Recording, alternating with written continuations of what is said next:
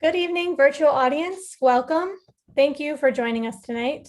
My name is Marisa LaFleur, and on behalf of Harvard Bookstore, I'm so pleased to introduce this event tonight with Suzanne Koven, presenting her essay collection, Letter to a Young Female Physician, Notes from a Medical Life, joined in conversation by Meg Wolitzer. Thank you so much for joining us virtually tonight. Through virtual events like this one, Harvard Bookstore continues to bring authors and their work to our community far and wide. Every week, we'll be hosting events right here on our Zoom account. And as always, you can see our schedule at harvard.com/events. And there you can also sign up for our email newsletter and browse our bookshelves from your home. Tonight's discussion will conclude with some time for your questions. If you have a question for our speakers at any time during the talk tonight, click on the Q&A button at the bottom of the screen, and we'll get through as many as time allows. In the chat, I'll be posting a link to purchase Letter to a Young Female Physician on harvard.com. And Suzanne has graciously offered to send some signed book plates over to the store. So if you order the book tonight, you'll be able to get a signed book plate as part of the deal. And I'll also be posting a link to donate in support of this author series and Harvard Bookstore. Your purchases and financial contributions make events like tonight's possible and help ensure the future of a landmark independent bookstore. So thank you so much for showing up and tuning in. In support of our authors and the incredible staff of booksellers at Harvard Bookstore, we sincerely appreciate your support now and always. And finally, as you may have experienced in virtual events over the past year, technical issues may arise. If they do, we'll do our best to resolve them quickly, and we thank you in advance for your patience and understanding. And now I'm so pleased to introduce tonight's speakers. Suzanne Koven is the inaugural writer-in-residence at Massachusetts General Hospital, and her writing has appeared in the New England Journal of Medicine, TheNewYorker.com, and the Los Angeles Review of Books, among others. Her monthly column, In Practice, for the Boston Globe won the Will Salamine Award for Excellence in Medical Writing from the American Medical Writers Association. Additionally, she has been a primary care physician at Mass General for over 25 years and is a faculty member at Harvard Medical School. Tonight, Dr. Koven will be joined by New York Times bestselling author Meg Wolitzer, whose recent novel, The Female Persuasion, was listed in a number of publications as one of the top 10 books of 2018. The two will be discussing Dr. Koven's book, Letter to a Young Female Physician, which presents candid stories and thoughtful reflection about her experiences throughout her career in medicine. The LA Review of Books describes Letter to a Young Female Physician as a search for a discernible identity in the confines of a stifling culture, adding that it is also in many ways a love story, initially of her father in medicine, then of story, but later of herself. An Inheritance author, Danny Shapiro, calls it so wise, beautifully written, tender, and full of heart that it should be required reading for every person, young, female, physician, or otherwise. We're so happy to have them both here with us tonight. Without further ado, I will turn the digital podium over to Suzanne. Thank you so much, Marisa, and thank you, Harvard Bookstore. And thank you, Meg, for joining me this evening. This book began with an essay, which was published in the New England Journal of Medicine. And that essay began with a moment of discomfort and uncertainty. It occurred in June of 2016, which happened to have been about 30 years, almost to the day, from when I started my own internship. I was sitting at a conference table with a group of interns starting at Mass General, doing a writing exercise as part of their orientation. The assignment was for them to write a letter to their future selves, and they were going to read those letters then 6 months later. And I found, as I sat there and I looked around the table, particularly at the number of women in the internship class, more than half, that I became just very moved. And I had been writing at that point long enough to know that moments of unexpected emotion are are sometimes sort of fertile writing material. So I started to write, and what I found myself writing was a letter to myself 30 years earlier. And I started out saying that I had some bad news for my younger self, which is that we hadn't made nearly as much progress as women in medicine as I would have thought we should in terms of pay inequity and harassment and sexism in the profession. But then I kind of meandered off into different territory. And I told myself, much to my own surprise, that one of the biggest obstacles I would face in my own future was was imposter syndrome, which is not a term that I knew back then. I became familiar with it later, but this nagging sense that I wasn't good enough, I wasn't smart enough, every success I had was a fluke, and that I was always going to be on the verge of being found out. So I'd like to read you a little bit from that letter, pretty much as it appeared in the New England Journal. This is the end of the letter. I have wasted much time and energy in my career looking for reassurance that I was not a fraud, and specifically that I had more to offer my patients than the qualities they seemed to value most. Early on, I believed that displaying medical knowledge, the more obscure the better, would make me worthy. That belief was a useful spur to learning, but ultimately provided only superficial comfort. During my first year clinical skills course, an oncologist asked me to identify a rash. Mycosis fungoides, I blurted out, since it was one of the few rashes whose name I knew and the only one associated with cancer.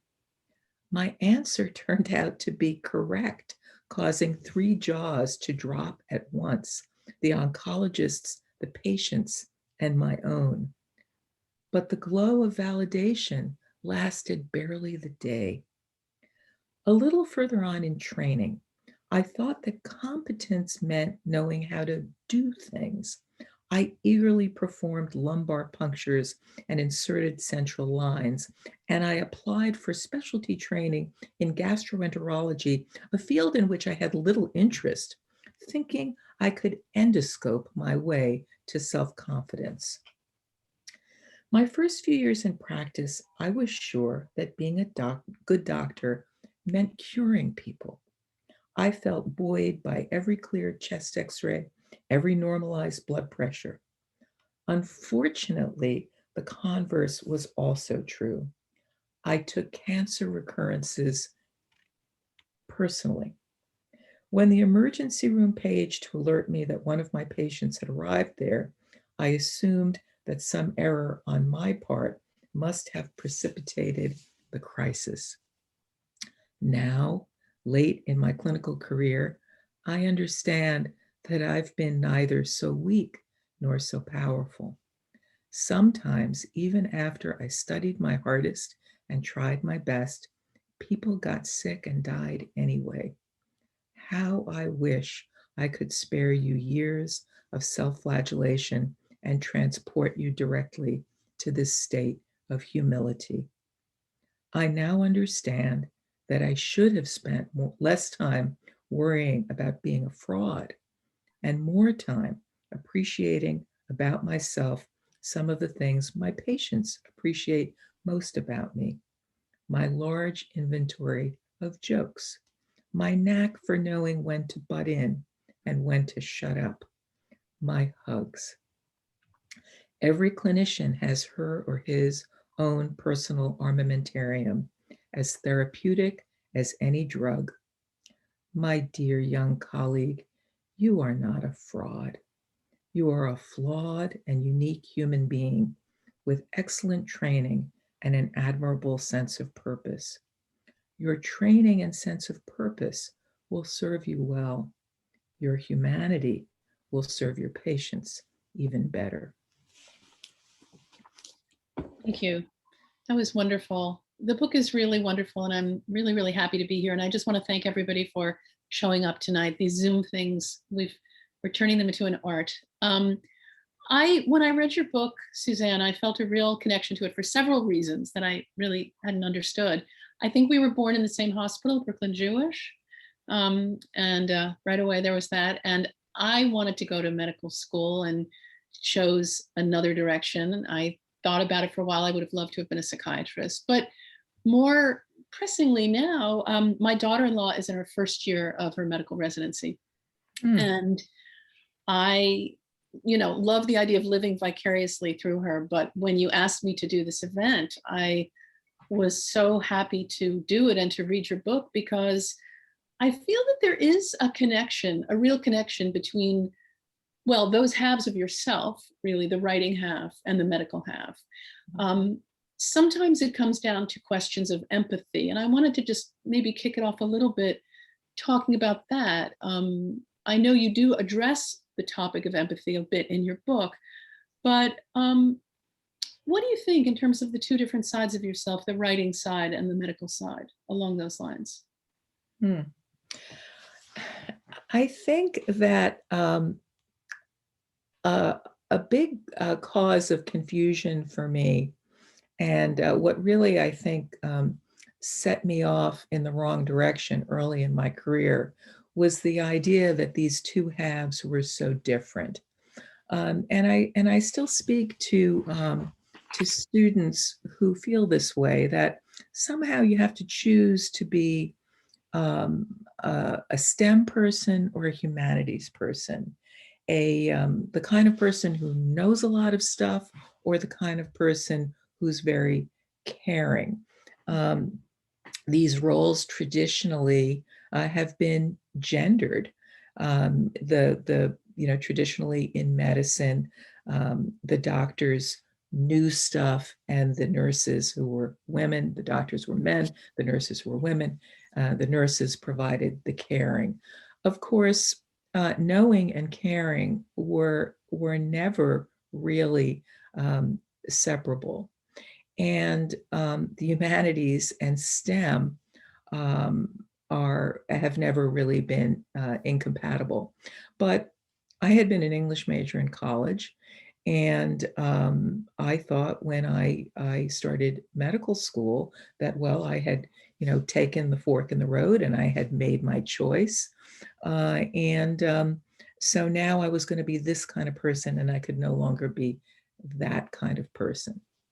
The problem for me was that what I loved most about medicine was the same thing I had loved about literature in college, which was the stories, the human drama.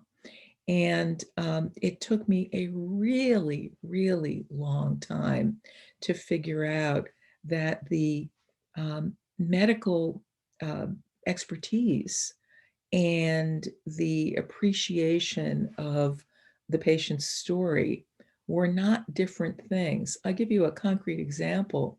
I used to occasionally refer patients to someone, and I would say, well, he's a really good doctor, but you may not like his bedside manner. He's probably not going to be your best friend, but you don't need a best friend. You just need a good doctor. I don't refer my patients to people like that anymore. I'm not sure you can be a good doctor if you have terrible bedside manner. So that took me a sort of a long time to evolve to. Because what does it mean? I've always kind of wondered about this. What is it, those people who have a bad bedside manner, what does it mean? Do you think that it's, I know you can't generalize, but please do. That it's a kind of assertion of aggression or dominance over a patient in that moment, or are they just sort of generally jerks? Or is it something that really kind of comes to the fore in a consulting room, in an examination room? Well, the old joke is, the old joke riddle is, do jerks become doctors, or do doctors become jerks? And there is I think particularly in previous generations, there was sort of an acculturation toward becoming less empathic, believe it or not. In fact, some people used to call the preclinical years of medical school, i.e., traditionally the first 2 years, the pre-cynical years. And that, as I think I say somewhere in the book, that the irony is that often medical students, again, I don't think this is really true anymore, but medical students would become less caring in the process of learning how to care for patients. Mhm. In terms of what bad bedside manner is all about, I think sometimes it's, just somebody's not a nice person and they chose the wrong job. But I think, you know, being a doctor is a really kind of intense and unusual thing. I mean, the way I sometimes put it in a very kind of a kind of reductive way is, I meet somebody um, for the first time, and then I ask them to tell me the most personal things about them, and then I ask them to take their clothes off. I mean, I, I mean, this is not sort of in the normal course of human social interaction. And so there is a certain armor that we put on to protect ourselves. I say in the book that when I was younger, it was very important to me to wear a white coat, that nobody should ever call me by my first name, that I was very formal and I never revealed any information about myself. And, I loosened up as time went on because I was more confident and I think less insecure um, about whether the patient's suffering was somehow an implicit accusation of me. And I think that's where a lot of bad bedside manner That's comes, really interesting. Yeah. is you're coming to me with your complaint, as we call it, which is a horrible choice of words. And I think there are doctors who take those complaints personally, Yeah. as if they're personal indictments and become defensive. That makes a lot of sense to me. You mentioned about, that you asked the person to take their clothes off. Shame is something you talk about in this book. Can Yeah. you talk about that a little bit in relation to medicine and your career?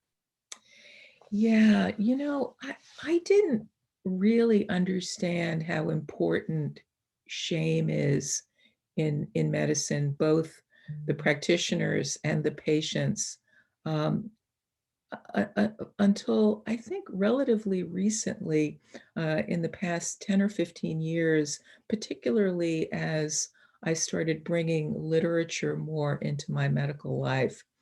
And the way I think of it is this, and I'm drawing largely from my own experience as a patient, and not so much even as a doctor, is that when your when your body is not functioning um, in the way that you want it to, um, I think there is some shame in that. It's not rational. It's not fair.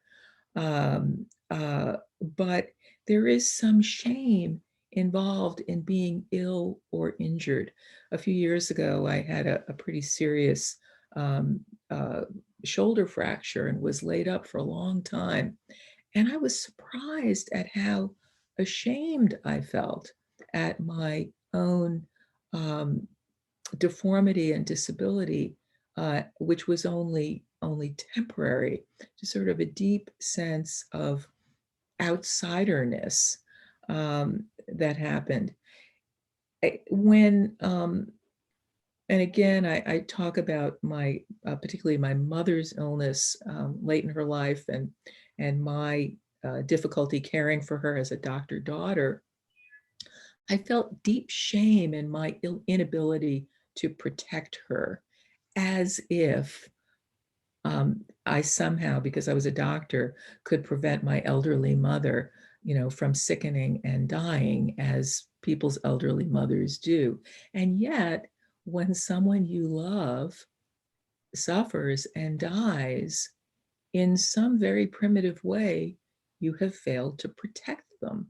Again, not rational, not fair, but there's deep shame in that. And I felt that.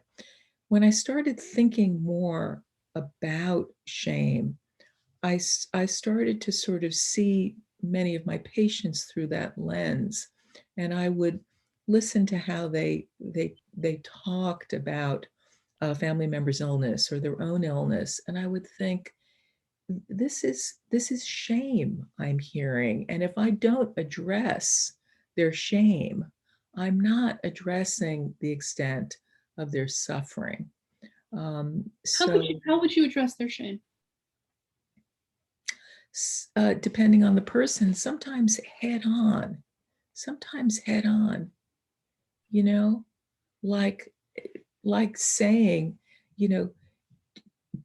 I understand that it's difficult to care for your mom. What do you think it would look like if you were doing better than you're doing? Mhm. What would that look like? And the person may say, I couldn't do any better. What could I do? Or, well, if I could do better, then she wouldn't be sick. And even just articulating that, the absurdity of that, expectation of oneself, I think sometimes, eases the shame. It sounds to me almost like this kind of engagement with a patient has a sort of therapeutic therapy like quality. Do you see that? Has that been part of your job? I guess as a primary care, it includes it. I know, right? It more than includes it. Like you, I thought about being a psychiatrist, and what I came to realize is that an enormous part of my job is psychotherapeutic.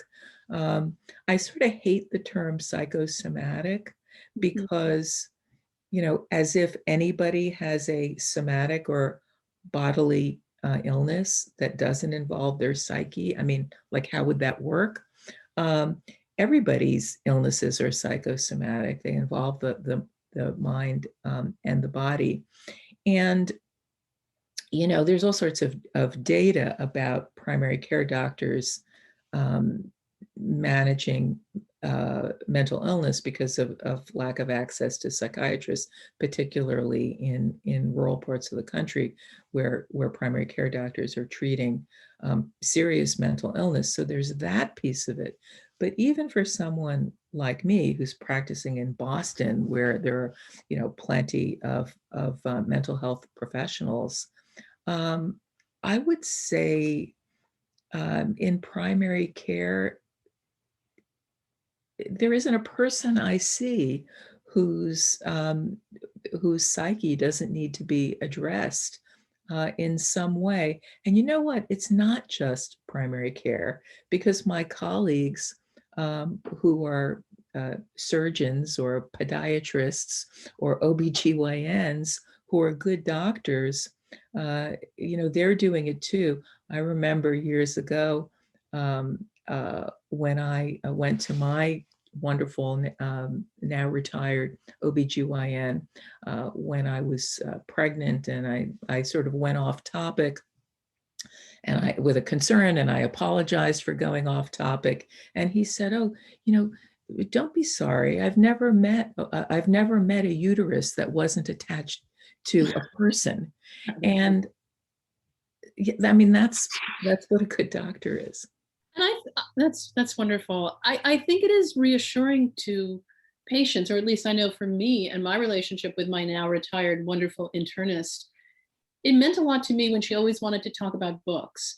I don't know if it's sort of just sort of diffused the potential for shame when we were talking about what's wrong with your body. But it's that reminder, that strange mind-body problem that we walk around with, right? We have these minds and we forget sometimes that we're a body. So you might ignore a physical symptom for a while. You feel like, oh, you were the smartest one in your class, or, in grade school, you can kind of fake your way through it. I hate the idea that you can't cheat on a blood test, Uh-huh. Uh-huh. There's nothing, that you are who you are, and it's sort of out there. But when my doctor would talk about things I cared about, and she cared about them too, it was a leveling thing. And if she cared about books, probably she goes to a doctor too. This is not so unfamiliar. You can imagine, it's again back to what I mentioned earlier about empathy. Mm-hmm. You're wearing the white coat, the patient is wearing a blue paper gown that's horrifyingly open. Mm-hmm. And we are ultimately the same, although there's a performative quality to how we need to be, right? Absolutely. And I actually think about that performative quality a lot. Early in life, I wanted to be an actor, and I did an apprenticeship in summer stock when I was in high school, and I think about the theatrical or performative aspects of medicine. We wear costumes, we have props. In my office, we have a sort of the audience area, the waiting room, and the backstage, where the audience isn't supposed to go until they're called. We have these sort of time limited interactions and we have these scripts that we learn in medical school, the kinds of questions that you ask. And I think when we go off script, when I go off script, is when I do my best work. When you were saying that your doctor talked with you about books, I'm going to guess that if you were into fly fishing, she would have talked to you about fly fishing. Yeah. Because what she was doing, and why you loved her so much when she talked to you about books, was saying, I see you as a person. I see you as a person. A story which isn't in the book, but one that moved me so much, was years ago, a medical student told me about having a psychotic episode and going to an emergency room. And the psychiatrist on duty said, okay, you're a medical student. What do you think could be going on with you right now? And I said to her, you were sick. Didn't you find that kind of awful that you were basically being quizzed while you were having a psychotic episode? And he said, no, I loved it. The doctor was basically saying, you're not just psychotic, you're a medical student. But then he added, of course, I was only a second year medical student, so I didn't know anything, so I couldn't answer. Right. But it's the idea of being told, I see you, you're a person. And who among us doesn't find that therapeutic? That's right. I think now we're even going back to, what is it about those ones with the bad bedside manner? They don't see us. They don't see us, and we're aware of it. They want us somehow to know that they don't in some way, or we fear that they don't, or they leave that in jeopardy, that possibility that they see us. I was even thinking also in terms of the theater analogy that you made. It's also true that you're called doctor there in a way that your friends don't call you. You have a character name, Dr. Koven. Mm-hmm.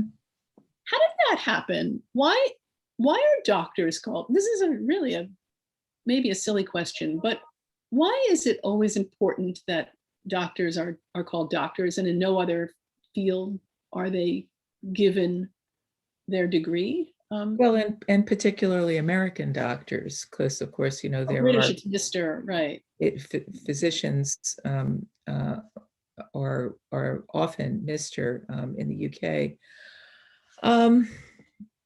I think that particularly in mid-century America, the world of my father that I talk about a bit in the book, doctors were heroes.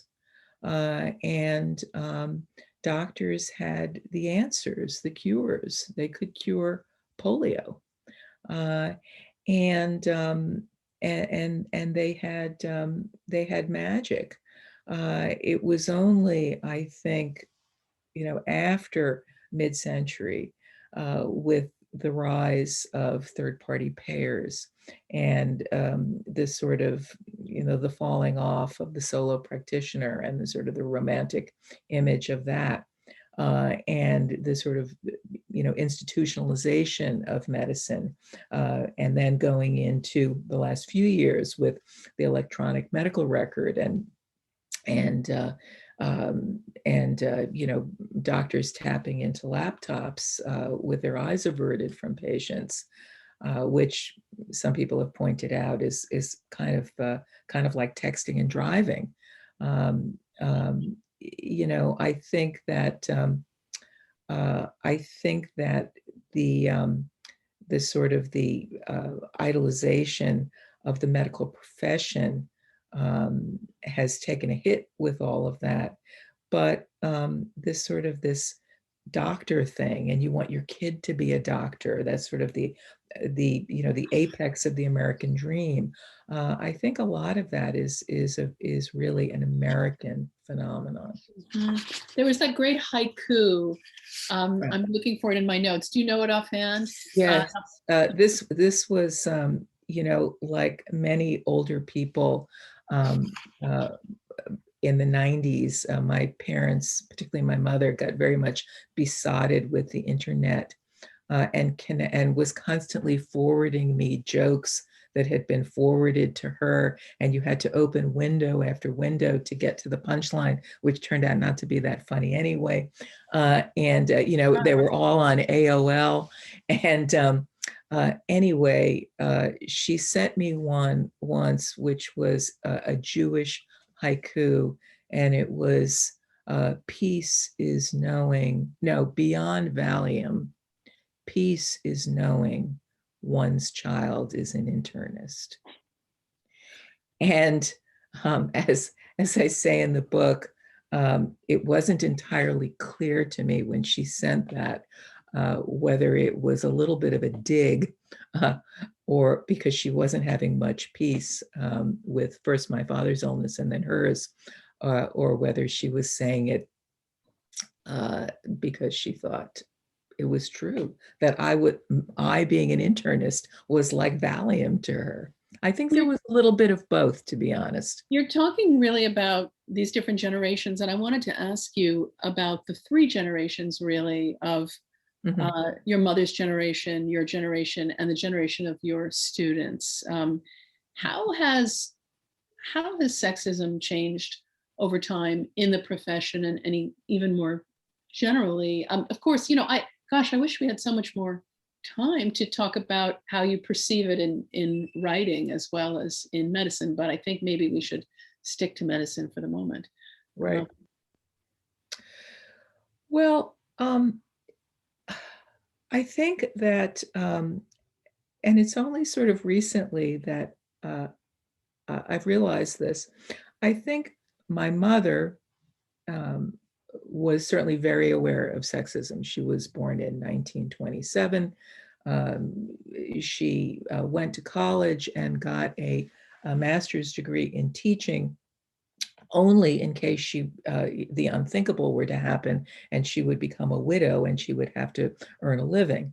But as long as her husband was alive, she was not expected to work. And then right at the dawn of the second wave in about 1970, when she was in her early 40s, she decided she wanted to apply to law school. She was told at interviews that this was pointless. And why would they give this spot to her when they could give it to a man who needed to support a family? She ultimately did prevail. But my point is that my mother was very aware of sexism. Now, she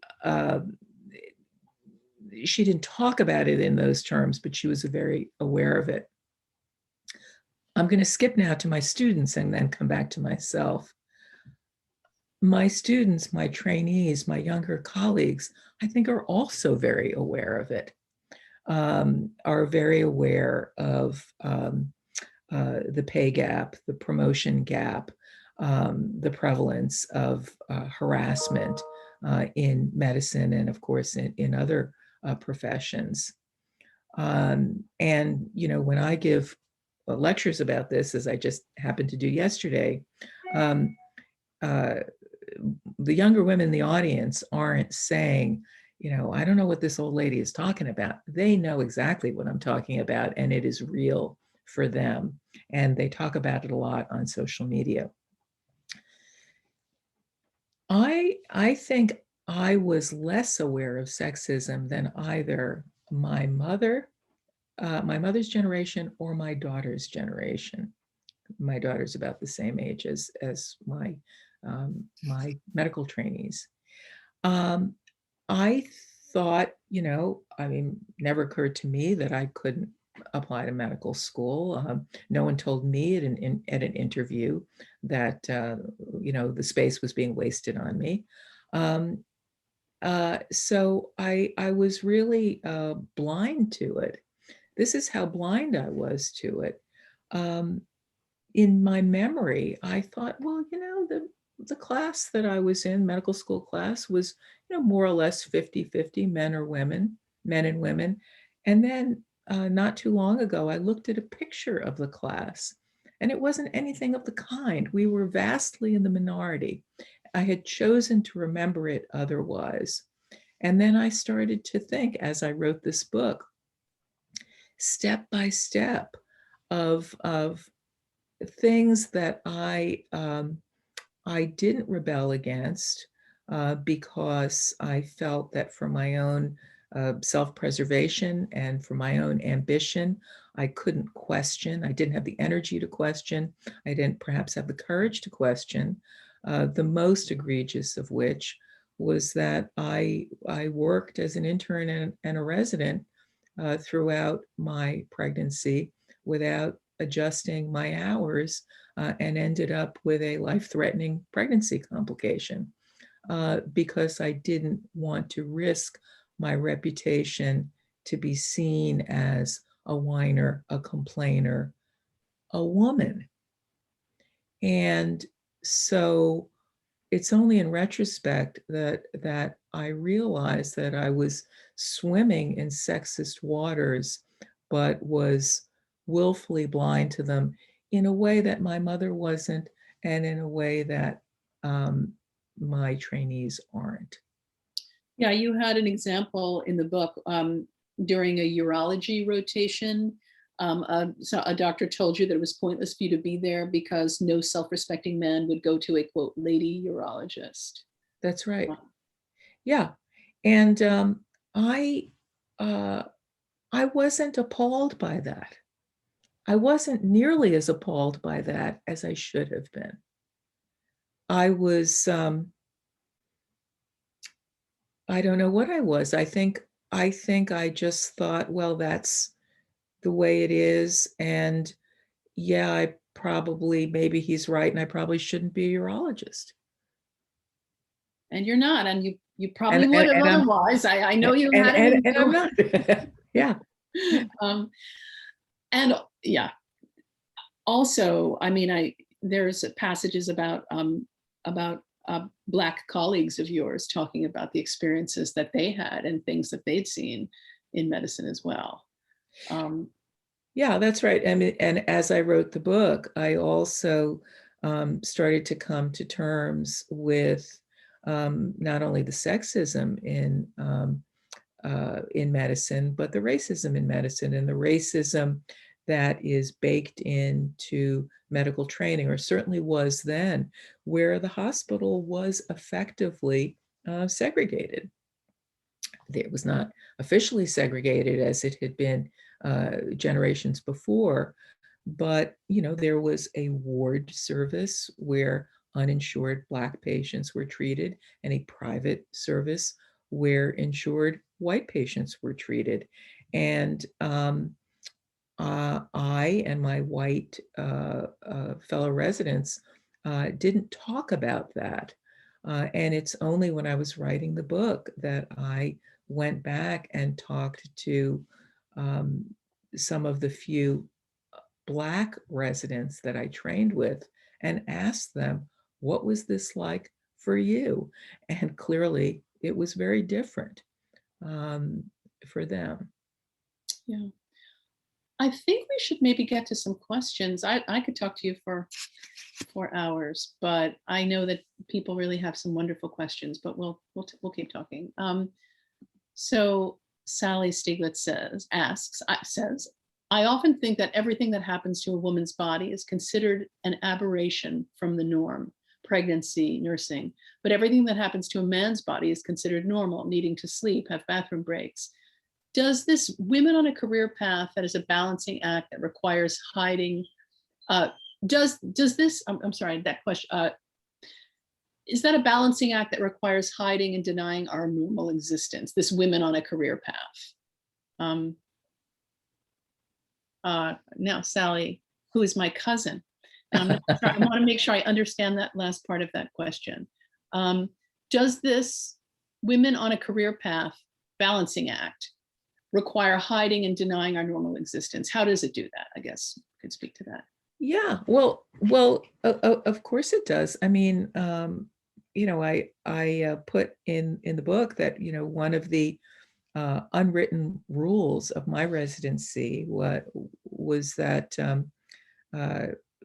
you couldn't have menstrual cramps, and you certainly couldn't complain about menstrual cramps. Clearly, being pregnant was not particularly compatible with working over 100 hours a week, and just actually having children, having babies, needing the time to recover from pregnancy, needing the time to be at home with an infant, which of course fathers and partners need as well, is more part of the program now, but wasn't then. I mean, after all, the reason why a residency is called a residency is because when they were first conceived, you were supposed to live in the hospital. And if you were supposed to live in the hospital, you were supposed to be a man. And actually, until well into the 20th century, in some cases, you were supposed to be a man who wasn't encumbered by a wife. So yes, I very much, when I was a young woman in medicine, considered my body an inconvenience, though, that could be overcome. And it was very important to me to overcome it in ways that I look back on now and think that was pretty messed up. Yeah. Colleen says, thank you so much for this wonderful discussion. I can't wait to pick up a copy for myself. I'm currently a first-year medical student, and I'm curious, how do you find that medical education, both in medical school and residency, is changing from your perspective? Well, Colleen, first of all, welcome to our beautiful profession. Despite some of the things I say in the book that are critical of training and the profession, there's nothing I'd rather be, and I certainly am not one of those doctors who dissuades anybody from going into the profession. I think it has changed. I think the trainees that I meet seem more balanced and kinder than I remember us being. We were very, you know, we spent a lot of time, I think, beating our chests and sort of congratulating ourselves on not being the patients. Sometimes making jokes about the patients. That was a big part of the culture back then, the sort of House of God generation. That book, though it was meant as a satire, um, you know, we took it almost as a kind of a role model. Um, I think a lot of that has fallen away, and a lot of the reason it's fallen away is because there are so many more women in medical school and residency now. I think, you know, it's less obnoxious than it was. We still have a far ways to go, but I think the culture of medicine is more civilized. The culture of medical training is more civilized and more civil than it was when I was doing it. When you were doing it, when you were starting out, or in medical school or residency, uh, as a feminist, I mean, did you have like a cohort of other women with whom you would sort of blow off steam about these things, or were you not so cognizant of them so that that wouldn't have been something you would have done? You know, that is a great question. I did and I didn't. I had, you know, my best friends were women, but this is not what we talked about. Um, uh, we did not get together and talk about how we were in the minority, that the culture that we were in was kind of macho and sexist, which it was. We didn't talk about that.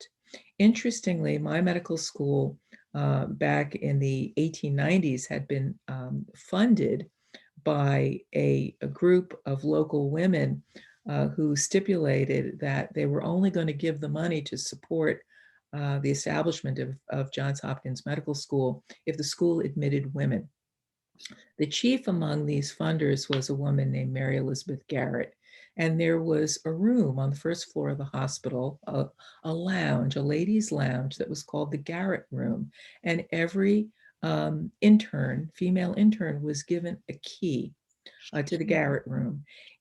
The thing is, though, I don't recall using that as, I mean, it was a good place to like change your clothes and, you know, maybe catch a nap on a couch. I don't recall that being a gathering place where we talked about feminism in the way, for example, we had a few years earlier, I had talked about that endlessly in my dorm in college and even in my high school. Yeah.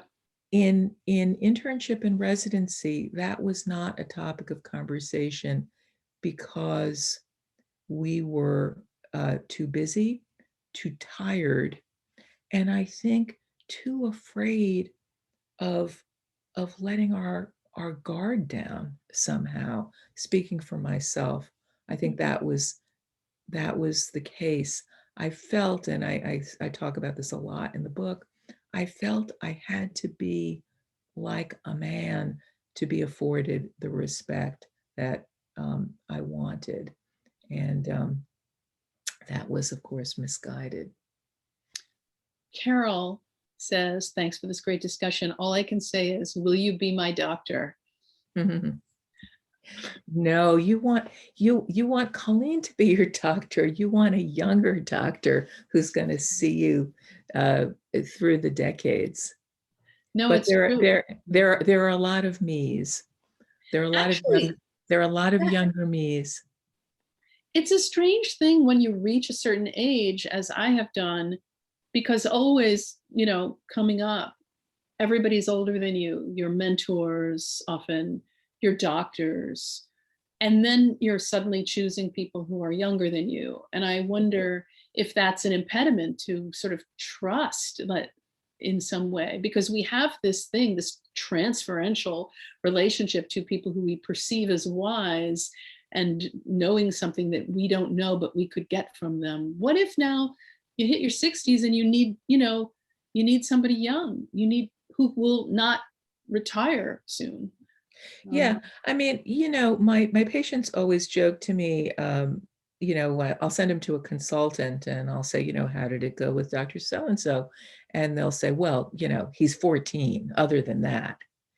And except, you know, I don't think that bothers people so much, as long as they, as long as they establish a bond and they trust in the doctor's confidence. And I think you reach a certain point where you prefer it. I mean, you want not only your doctor, you want your lawyer and your financial advisor and the person who cuts your hair, if you really like the way they cut your hair.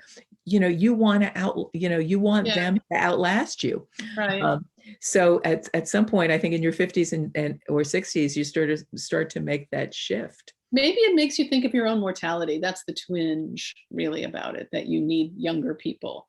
Maybe it's that. I don't know. And speaking of mortality, I'm curious. So do you have some like inside scoop on death, basically? I mean, I feel like it's so amazing to me as a writer and as a person in the world. We understand biologically what death is. We find it so hard to accept that the essence of a person isn't physically there when they die. Has being a doctor over these decades given you something that's a sort of way, a feeling about it, an understanding about it in some different way? Yes and no. The yes part is that, I mean, I went from being an English major to dissecting somebody's body. There was a kind of instant immersion in the fact of mortality. I saw many people, witnessed many people die throughout the years. But here's the no part. And I think this is part of the training in an essay I have in the book called We Have a Body. I allude to this, that I was struck in thinking about all of the deaths that I had witnessed close at hand, how little I had associated them with my own mortality. I did not find Anatomy Lab upsetting because it reminded me of my own mortality, because I was 25 years old and I was immortal. And this had nothing to do with me. And so much of medical training, what I call, I didn't invent this term, but what is called the hidden curriculum of medical training, is that somehow we are a less vulnerable species than our patients, that what happens to them isn't going to happen to us. But then something happens as you get a little older, and you shepherd your parents toward the ends of their lives, and you start to realize that the boundary between you and your patients is illusory. And in fact, everything that happens to them could just as easily happen to you. So what I would say is that, yeah, being a doctor has, I think, given me a front row seat to death, but it's only since I've been older that I thought that the show I was watching actually had anything to do with me personally. I like that this theater analogy that's threading through the evening. I can't help it. It's a dashed dream. I too had that dream as well, except at summer camp, I only had one voice. In every play I was in, my Katharine Hepburn voice. Mother, where are you? It could be a Neil Simon comedy. And that's basically what I was doing. Here's a question from Alev Danis. Fantastic talk. How can I show empathy to my primary care doctor, who I only see once a year if I am lucky? I always ask how she is, but it doesn't seem enough. Thanks. Oh, what a nice question. I don't think doctors expect you know, so much empathy, particularly from patients. It's always nice to be thanked. It's always nice, somebody brings you some candy or something. I think particularly with COVID, we've seen a lot more of that. Patients coming in and saying, well, I'm okay, but how are you? The assumption has been, I've been home safe and you've been here. So you're actually having a harder time than I am. And of course, everybody's home, reading about how traumatic it's been to be a healthcare worker. I think Olive, just be you. There's nothing more than that. A great answer. Abby Yana wants to know, what is the sense of shame that a patient might have about her own illness, as opposed to an adult feeling shame about not taking good care of her parent? How do they differ? I think, well, I'll just speak from my own experience. I think the shame that I felt when I was immobilized for weeks and weeks after this fall and these fractures was a very kind of visceral feeling of being deformed, of being no longer useful, of being kind of like the wounded animal in the pack. It was really visceral, primitive kind of stuff.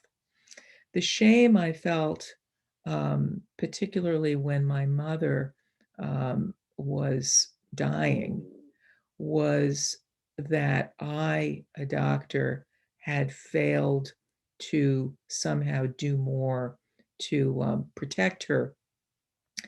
And it wasn't only because I was a doctor, because I talked to patients of mine taking care of elderly parents, and they're not doctors, and they feel the same kind of shame and guilt. So it's not just about being a doctor. One was sort of more visceral, and one was almost more psychological, if I can separate them that way. We have to stop in about a minute, but I want you to give a quick lightning round answer to, if you could change something, and then I want to ask you something. If you could change something about medical education today, what would it be? More women in positions of real power, deans, professors, chairmen of departments. So in terms of my daughter-in-law and the young doctors out there, what do you think? I mean, is there some long view that they can take? Is there some way of sort of understanding their career and that how it's going to feel later, to hold both the short-term view and the long view? Is it useful to do that, to try and imagine being you while they're them, or should they just go through it? It's no different than how you live your life. I mean, you have mentors, you have role models, you have goals, but you still have to live your life from moment to moment and day to day. I think the main thing, though, I hope that young doctors, particularly young women in medicine, can take away from this book, is that those feelings you have when you start out of being inadequate to the task are normal. They're not abnormal, and they're not unique, and they don't they don't indicate that somehow you don't belong. The reason it feels hard is because it is hard, and it's hard for everybody. And as I say, I wish that I could transport you to the state of humility that it took me so long to achieve myself. But I have faith in you, and I think you'll do better than I did. That's wonderful. Well, this book is extraordinary. It's funny. It's got anecdotes. I love the little cases here and there.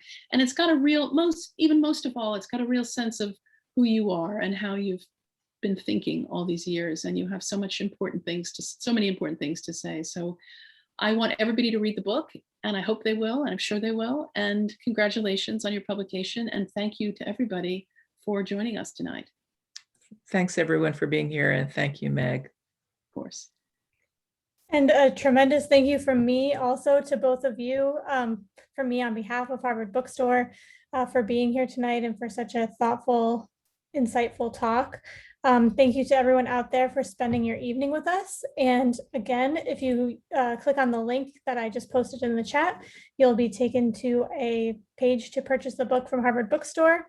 And in case you missed it at the beginning, Suzanne has graciously agreed to send some signed book plates over. So if you order a book tonight, then you'll get a copy with a signed book plate. And without any further ado, I would just like to say on behalf of Harvard Bookstore, thank you for joining us. Please be well and keep reading. Good night, everybody. Good Good night. night.